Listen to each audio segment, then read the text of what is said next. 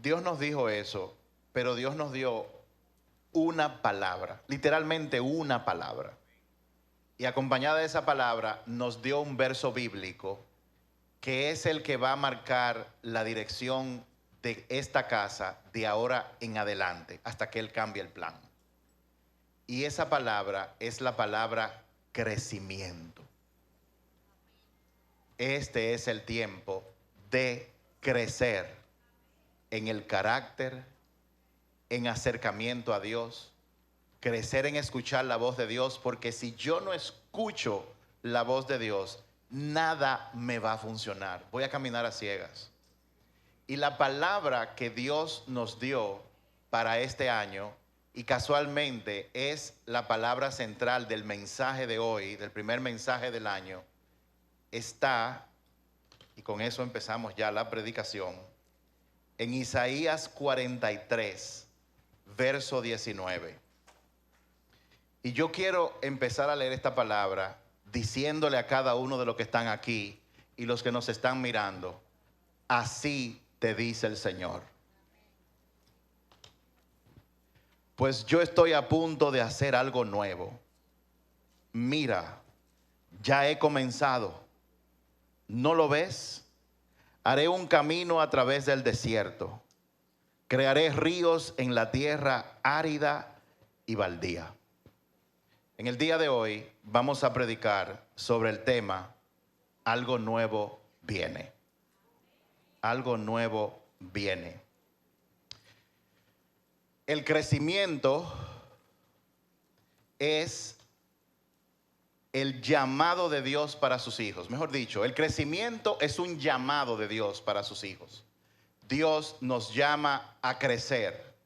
Dios quiere que tú crezcas. Dios quiere que tu familia crezca. Dios quiere que tu iglesia crezca.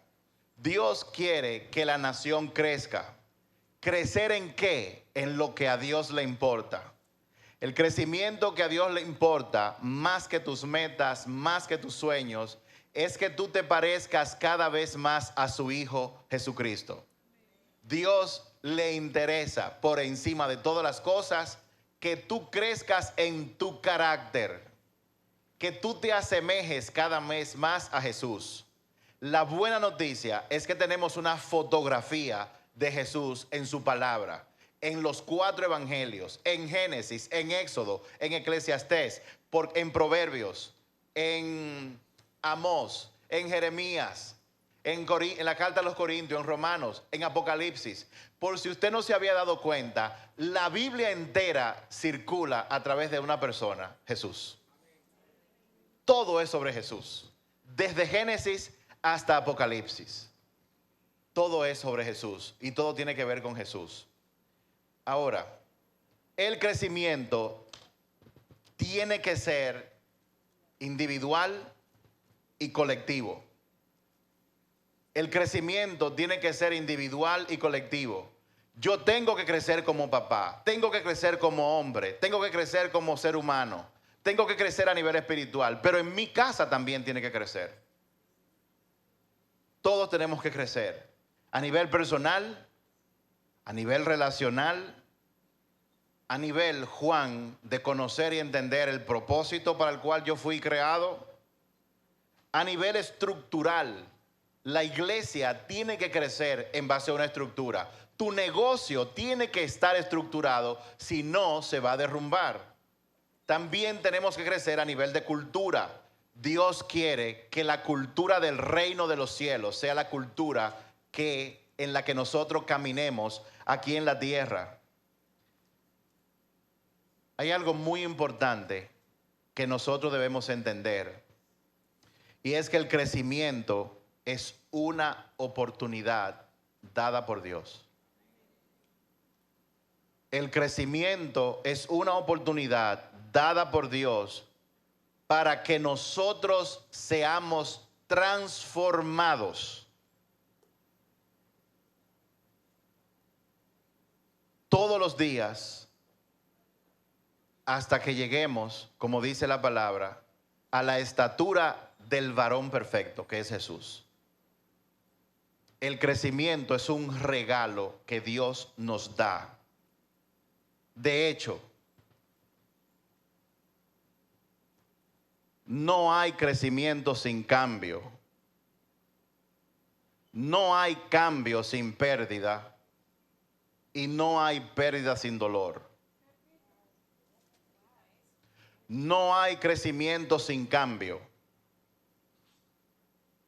No hay cambio sin pérdida. Y no hay pérdida sin dolor. Crecer duele. Cuando yo era niño, hablaba como niño.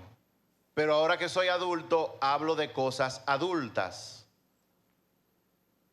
Para yo entrar en la universidad, tengo que dejar a mis amigos de la secundaria.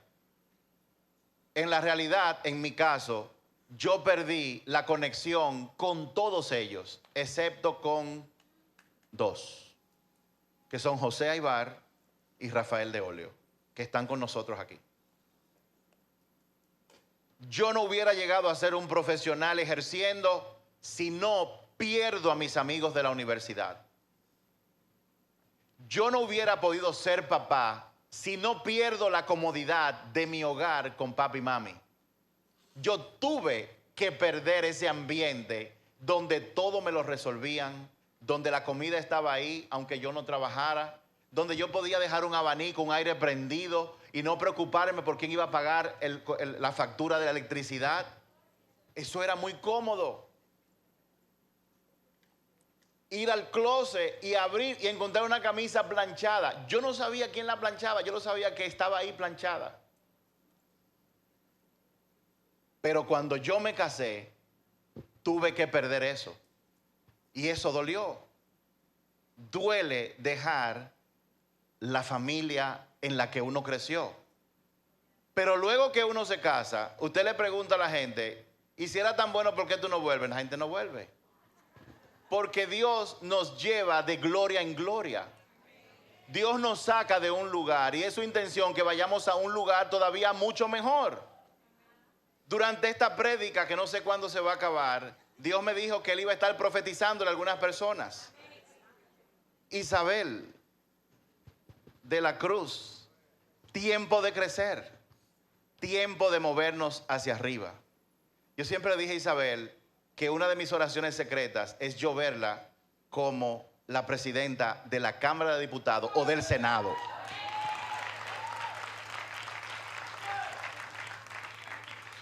¿Por qué yo oro eso? Porque Dios nos ha dicho que en el 2024 tenemos que orar para que en la presidencia esté un hombre que tenga verdadero temor de Dios. Que permita que Dios gobierne a través de él y le permita armar un equipo de ministros, de hombres y mujeres con temor de Dios, cuya única agenda sea hacer la voluntad de Dios en la nación para que crezca y darle gloria a Él, no decir yo hice, yo dejé de hacer. Y para eso se necesitan hombres y mujeres que vayan al gobierno. No hay crecimiento sin cambio. ¿Cómo es que hay personas que siendo cristianos por más de 5 años todavía están en las mismas? ¿Cómo es que hay personas que todavía están enojados con alguien? ¿Cómo hay personas que todavía persisten a pesar de que escuchan la palabra, de que tener sexo fuera del matrimonio es un pecado? ¿Cómo es que hay gente que se sigue acostando con gente sin estar casado? Y ellos se quillan conmigo porque yo siempre se los restriego en la cara. Quíllese todo lo que usted quiera, pero Dios te ama. Y los planes que Él tiene para ti son mejor que el momentico que tú pasas en ese momento haciendo lo que a Dios no le agrada. Arrepiéntete, vuélvete a Dios. No hay crecimiento sin cambio. No hay cambio sin pérdida. Y no hay pérdida sin dolor. Crecer duele. Ahora, el crecimiento, Dios lo mide. Y déjeme decirle algo que quizás usted no sabía. El tiempo todo lo evalúa y todo lo prueba. El tiempo todo lo evalúa y todo lo prueba. Por eso usted tiene que administrar su tiempo. La Biblia dice en Efesios capítulo 5, creo que versos 14 y 15, que no perdamos más el tiempo como hacen algunos. Administrar el tiempo tiene que ver con administrar eventos. O sea que una persona que administra bien su tiempo, en realidad lo que está administrando bien son los eventos, las acciones que hace o no hace en un espacio de tiempo. Hay personas que un lunes a las 5 de la tarde que no está trabajando, se la pasan frente a un televisor mirando Netflix. Están administrando un evento.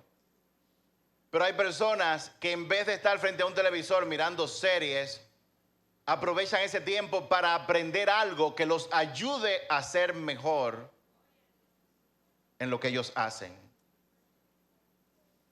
Hay personas que desean tener un negocio, pero se la pasan el tiempo frente a un celular. Hay aquellos que una vez quisieron tener un negocio y comenzaron a hacer cursos, comenzaron a dedicarse a hacer cosas y hoy en día tienen negocios. El tiempo prueba todo. Si tú deseas tener un negocio, deseas tener una familia, deseas comprar un carro, deseas comprar tu propia vivienda y pasan 3 años y no la tienes, el tiempo probó que tú no lograste lo que tú querías.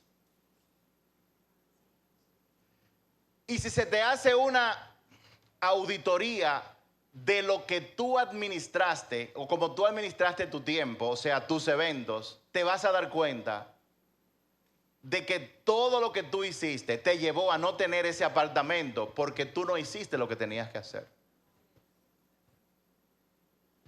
El crecimiento requiere de un cambio. El cambio que se requiere, primero, es un cambio de mentalidad que se traduce en un cambio de lo que yo hago todos los días.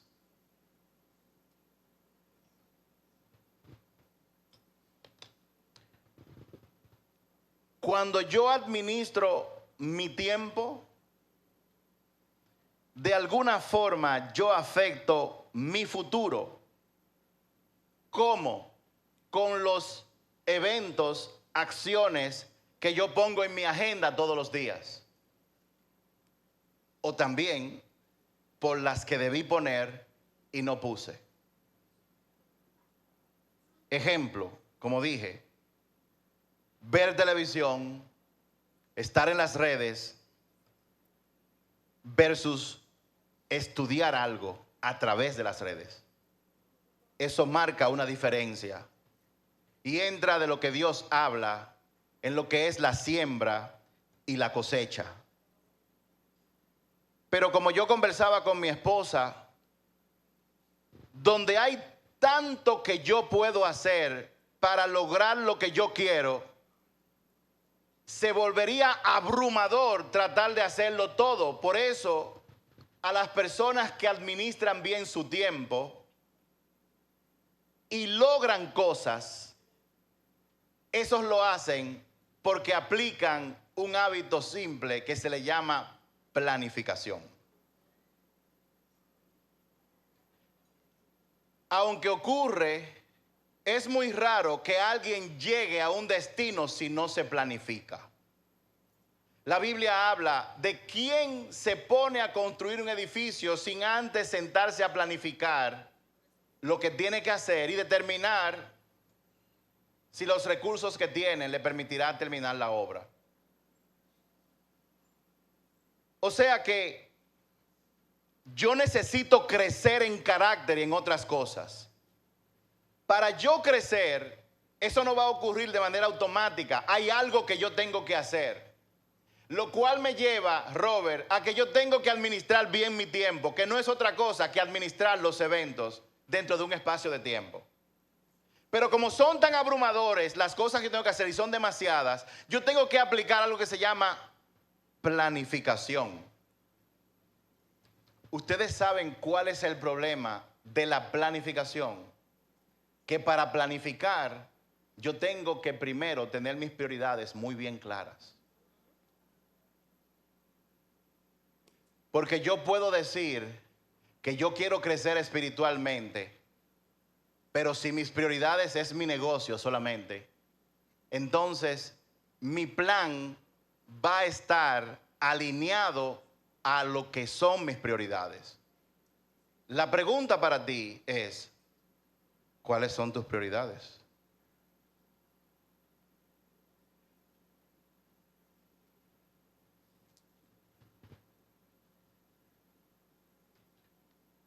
Una cosa es cuáles son tus prioridades y la otra es cuáles deberían ser tus prioridades. Si yo me enfoco en la primera pregunta, ¿cuáles son tus prioridades? Yo fácilmente lo sabré solamente observando en qué tú gastas mayor parte de tu tiempo o también escuchando de qué tú hablas la mayor parte de tu tiempo. Porque hay gente que dice, Dios es lo primero, pero duran 20 horas trabajando y poco tiempo dedicado a conocer al Dios que le dio el negocio. ¿Cuáles son tus prioridades? Aunque tú seas joven, es contigo que estoy hablando. ¿Cuáles son tus prioridades? ¿Tú quieres saber cuáles son tus prioridades? Sin engañarte, observa a qué tú dedicas la mayor parte de tu tiempo. ¿Cuáles deberían ser tus prioridades? Es otra pregunta. Y si yo estoy caminando en este mundo llamado planeta Tierra, si yo camino aquí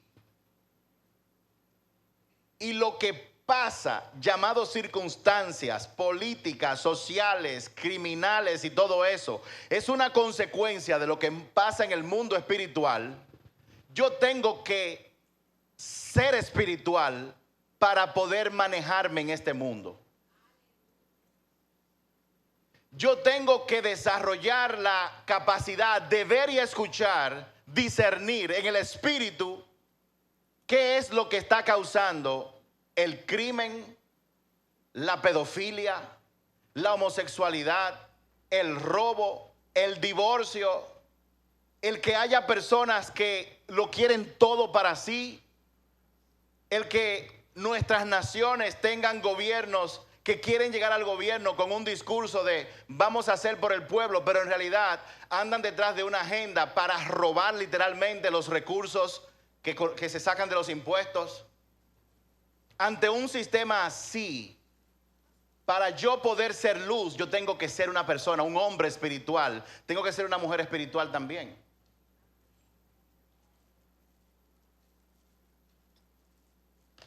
Pero el príncipe destituido de este mundo tiene un sistema, tiene una cárcel espiritual en la que tiene a casi todo el mundo metido, incluso la gente de la iglesia. Y son los afanes por las cosas de este mundo. Son los afanes de pertenecer porque no saben quiénes son.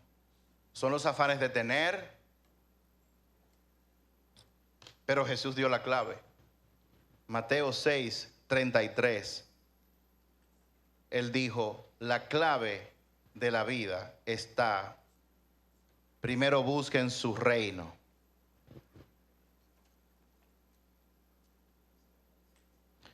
Busquen el reino de Dios por encima de todo lo demás y lleven una vida justa y Él les dará todo lo que necesitan.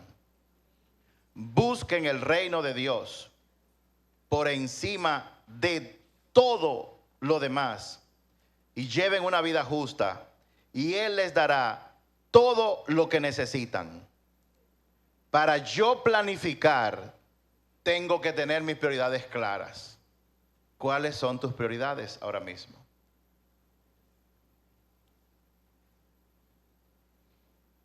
Si fuésemos honestos, vamos a llegar a la conclusión de que Dios no es lo primero. Y le digo la verdad, esto es un pensamiento mío, una conclusión mía. A Dios no le hace daño si tú lo pones a Él de primero, no. Él no va a dejar de ser Dios. Cuando Él escribe eso en su palabra, no es para que tú lo hagas para complacerlo a Él. Él lo dice para que a ti te vaya mejor.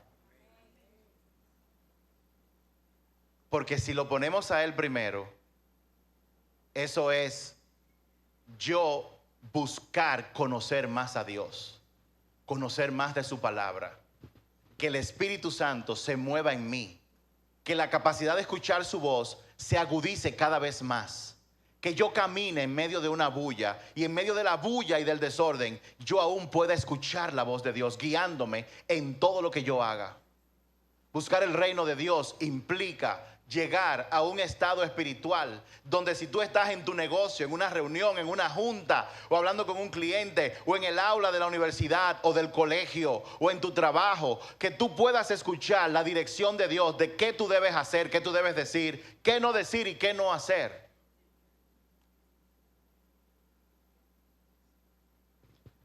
Pero como eso no siempre es nuestra prioridad, por eso nosotros sufrimos tanto.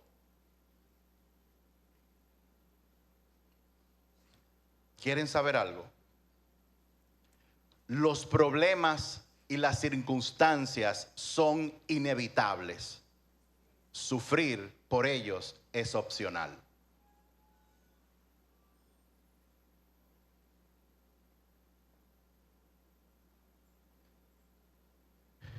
Los problemas y las circunstancias son inevitables. Sufrir por ellos es opcional. ¿Cómo así opcional? No, eso es inevitable, yo tengo que sufrir. Usted sufre porque usted quiere. ¿Usted sabe por qué usted sufre? Porque usted ve las circunstancias de manera humana. Usted la ve de acuerdo a los valores de este mundo. Usted simplemente se salva el verso, pero nunca ha formado parte de usted. El que dice que para los que aman a Dios, Él hace que todas las cosas obren para bien. Usted lo recita y dice aleluya y se le pone la piel de gallina, pero créame, usted no sabe lo que eso significa.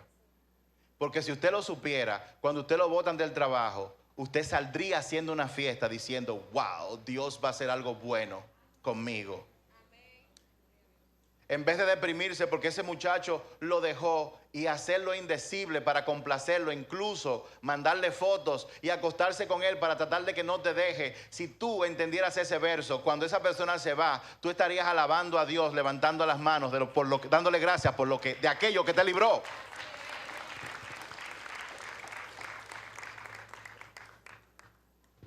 Cuando mi papá murió, a mí me pasó algo raro. Yo amaba a mi papá. Yo no conocía, yo estaba empezando a conocer al Señor en ese tiempo. Yo de niño, nadie sabe esto, yo sufría solo y lloraba. Porque en mi mente yo me imaginaba cuando mi papá se muriera, cuando mi mamá se muriera, ¿qué va a ser de mí? Y yo me metía, lo veía en la caja y lloraba y me desesperaba. Y luego me lavaba la cara y salía. Nadie se dio cuenta de eso. Yo hice eso por años. Yo pensaba que yo me iba a devastar cuando eso ocurriera. Cuando mi papá murió en el 2008, yo estaba empezando a conocer al Señor. Y yo recuerdo que yo estaba con mi familia en un pasadía familiar en el campo. Me llama mi hermano, tu papá no se siente bien. Digo yo, ok, ¿qué significa eso? Él tiene un dolor en el pecho. Digo yo, ok, llévenlo al médico. Cerré. 15 minutos más tarde me dice, tu papá se murió. Digo, ¿cómo así? No, se murió. Digo, pero deja el relajo, ¿cómo así? Se murió. Así. Yo cogí un vehículo, arranqué Y llegué al hospital Eduardo E. Aibar, antiguo Morgan. Me dejaron entrar a la morgue porque mi papá era médico. Y cuando yo entré, lo vi tirado en una de esas mesas de concreto. Todavía el rigor mortis no había entrado en operación, que se pone el cuerpo duro. Todavía él estaba como si estuviera vivo, incluso caliente estaba. Y yo vi mi sueño, mi pesadilla ahí de frente. Pero quiero compartir con ustedes que cuando yo vi a mi papá muerto, ahí yo lloré de agradecimiento.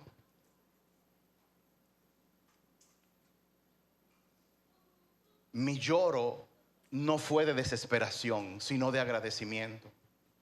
Porque Dios me hizo entender que Él usó a ese hombre para traerme al mundo. Él usó a ese hombre para moldear el don que Dios me ha dado de enseñar.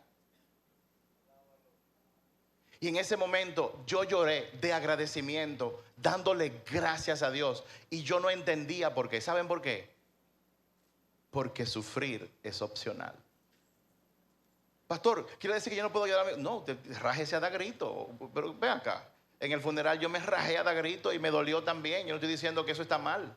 No me malinterprete. Lo que yo estoy diciendo es que cuando tú tienes una relación con Dios y Él es tu prioridad, Él te va a hacer crecer.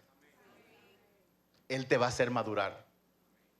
Él te va a hacer afrontar las tormentas de este mundo, no importa las que sean, con la confianza en Él.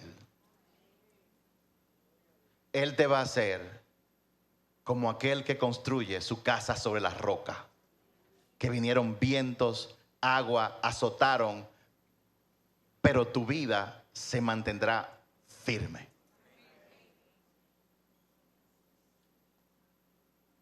Dios está haciendo algo nuevo.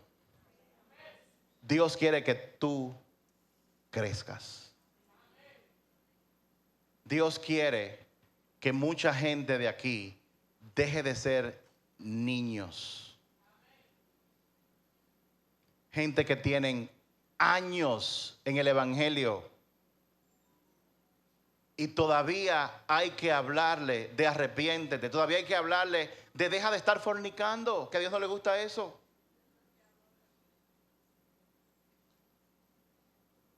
A mí me tuvieron que decir eso en un tiempo, pero ya a mí no hay que decírmelo más.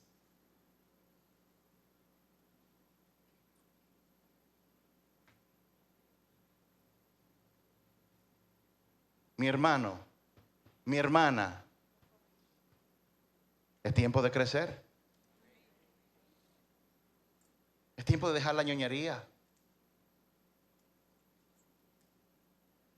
Es tiempo de dejar de pensar que es responsabilidad de los pastores alimentarte a ti. Eso no es verdad. ¿Cómo yo sé que eso no es cierto? Porque yo tengo hijos y tengo nietos que me permiten recordar cuando yo tenía hijos pequeños. Y a los hijos chiquitos hay que agarrar un biberón y ponérselo en la boca y sacarle los gases. Cuando llegan a cierta edad, se le da un poquito de compota natural y papilla y se embarran y tú se la das. Pero cuando ese hijo llega a la edad de Marco, que lo dejamos 3 días solo, él no se va a morir de hambre. Él entra al sitio, agarra los plátanos, se comió 3 pasteles en hoja que yo tenía escondidos en mi freezer.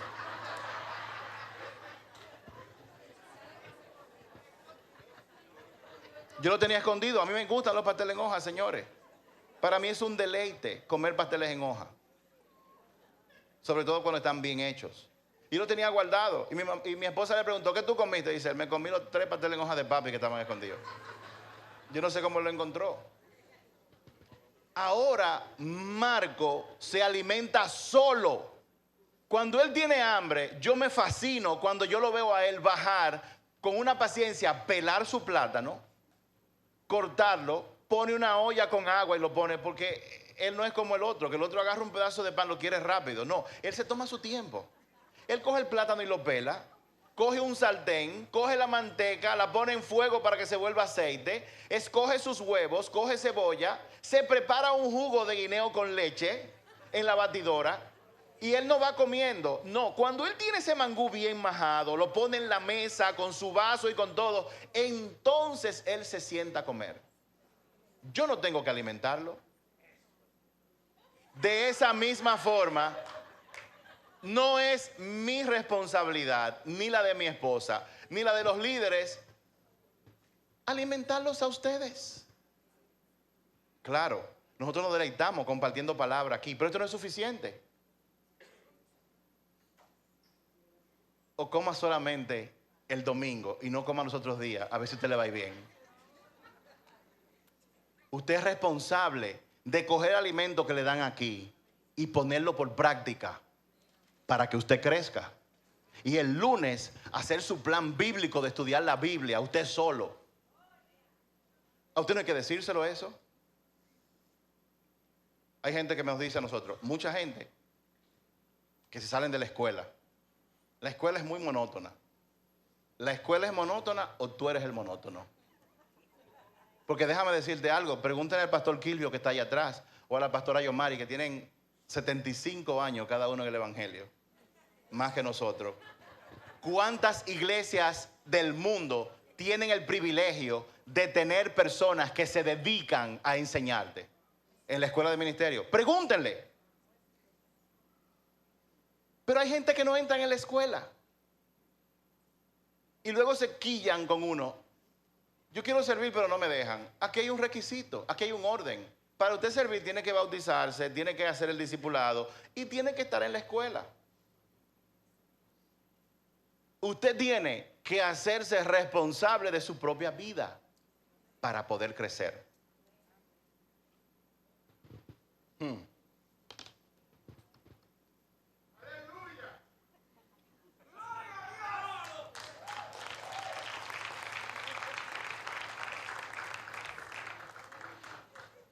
El tiempo lo prueba todo.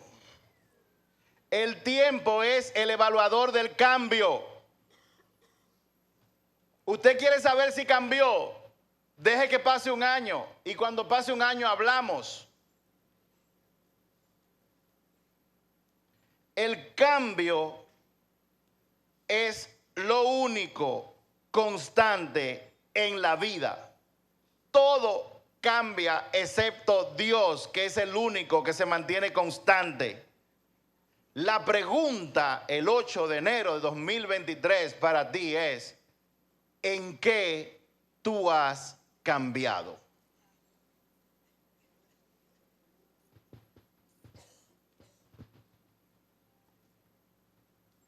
¿Qué frutos tú tienes para mostrar que tú has cambiado?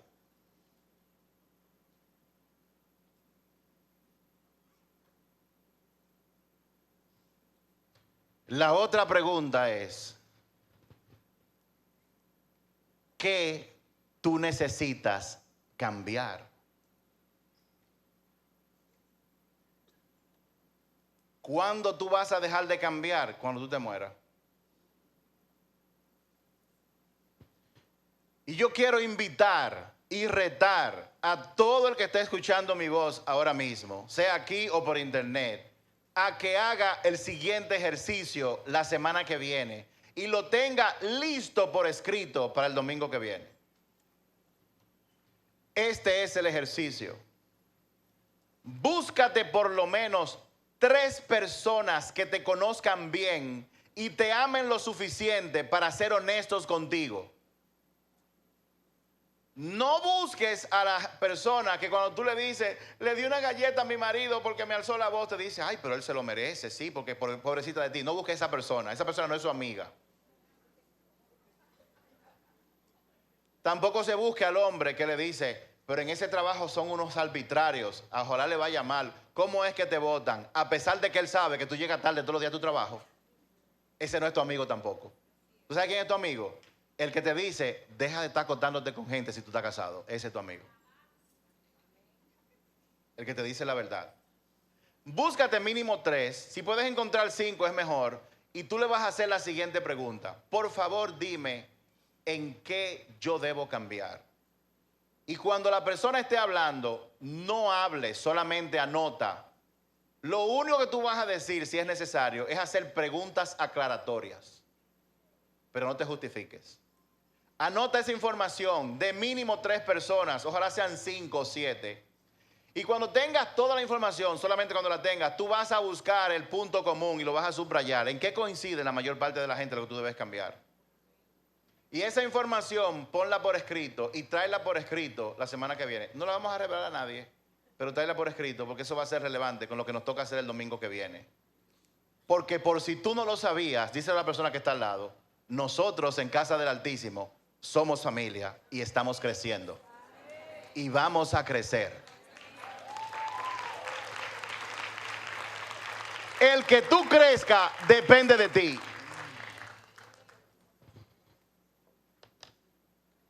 El tiempo es, banda, suba por favor. El tiempo es el evaluador de los resultados. El tiempo evalúa tu esfuerzo y tus resultados. Repito, el tiempo evalúa tu esfuerzo y tu resultado. Si tú has estado poniendo esfuerzo, pero obteniendo resultados que tú no quieres, entonces tienes que cambiar lo que estás haciendo. Si tú te has estado esforzando mucho en algo, pero al final no obtienes los resultados que tú quieres, entonces tienes que cambiar lo que estás haciendo. Porque la definición de lo que es locura, según algunos diccionarios y algunos profesionales, es hacer lo mismo esperando resultados diferentes. Los resultados, una gran parte de ellos dependen de ti. La mayor parte depende de Dios. Pero si tú no haces, Dios no hará. Si tú no te mueves, Él no te va a llevar a la tierra prometida y va a coger la espada y le va a arrancar la cabeza a tus enemigos y te va a poner en tu casa, tierra prometida conquistada. Él no va a hacer eso. Lo que sí Dios va a hacer es decirte, como yo soy eterno y lo veo todo, ya yo vi lo que va a pasar si tú haces tu parte.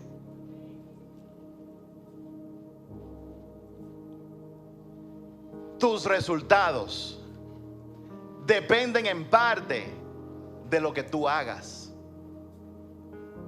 El resto depende de Dios. Y Él se va a mover de acuerdo a cómo tú te muevas.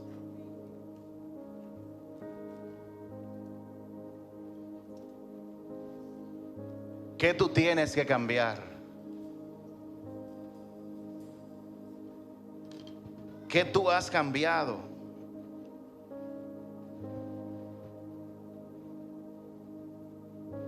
¿Qué tú tienes que cambiar?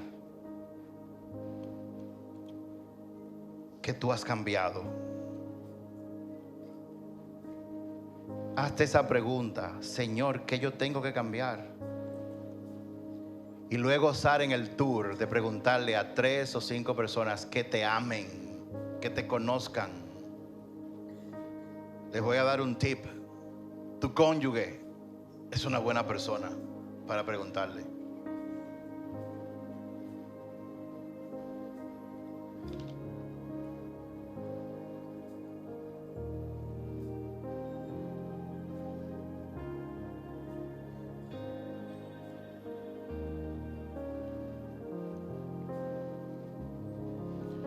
Así te dice el Señor en esta mañana. Hace tanto que son creyentes que ya deberían estar enseñando a otros. Hebreos 5:12. En cambio, necesitan que alguien vuelva a enseñarle las cosas básicas de la palabra de Dios. Son como niños pequeños que necesitan leche y no pueden comer alimento sólido. Pues el que se alimenta de leche sigue siendo bebé y no sabe cómo hacer lo correcto. El alimento sólido es para los que son maduros, los que a fuerza de práctica están capacitados para distinguir entre lo bueno y lo malo. Ponte de pie y cierra tus ojos.